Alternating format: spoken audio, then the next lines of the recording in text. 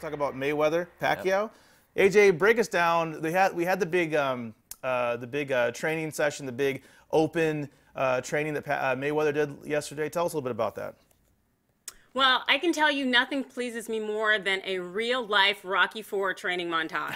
And I will go ahead and say that Mayweather, you know, it did meet the standard, almost as good as that Ivan Drago action.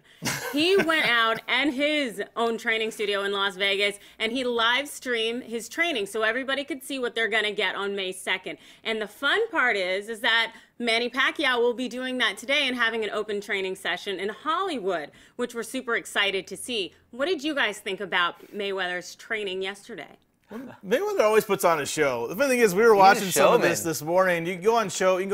I think it's like show.com, Showtime's YouTube page. You can watch the 3-hour training segment. First hour and a half is just guys talking. Mayweather didn't even show. He might be in the room, in the building somewhere. We don't actually get to see him train until about an hour and a half into that video. So, but it's what he always does. He's doing the thing with his uncle, and you know. Again, this is probably one of the most hyped fights in a decade, maybe even more than that. People are building controversy. People are in articles. You read articles that we were reading to do our research for this topic. People are still saying like, oh, the fight is reportedly $89.99 for standard definition. You want high definition? It's $100. It's like, no, it's been on pre-order on my Dish Network for a good 3 weeks for like $100. Like the price is set. Yeah. There's no controversy. And that's the changing. thing. All like media, and it's any fight really. You're trying to hype it. You're trying to make it a big deal. This huge spectacle. So naturally, you get these like media workouts and all like the controversy and stuff. Right. It gets people talking. Suddenly, people are like, oh, $100 for this fight doesn't sound too bad. That's a good deal. And I love the Rocky IV reference too. Like I'm hoping we see Pacquiao maybe up in like Runyon Canyon or like running up the hills and lifting up some tree or something like that, growing his beard out and thicker.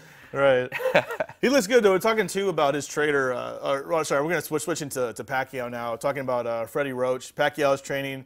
It's going to be it won't be as much of a spectacle. No.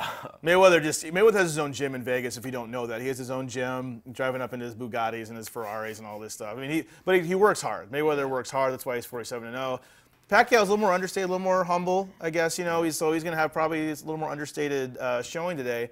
But his coach, Freddie Roach, who's 14 years coach, talking about a very interesting topic about injuries and trauma and things like that. And talk a little about that, Michael. Yeah, well, I know that he's talked to Pacquiao about the whole. Roach has Parkinson's disease, something that he said that he got from all the years of fighting, and it's just like basically telling Pacquiao, you need to stop at some point. When I tell you you're ready to stop, you got to stop, and if you want to keep going, I'm out, I'm leaving. But I know he still feels that Pacquiao is still near like the peak of his career, still a fighter, still getting out there, looking good, so he's hungry. Guys have a really good relationship. Again, 14 years is a long time. Yeah. And they really worked well together. It's almost like, in the article too that I was reading and stuff, they were talking about how he doesn't even have Pacquiao's number. Yeah. Like you just gotta trust this guy. They trust him. They know they're gonna show up. A lot of trust.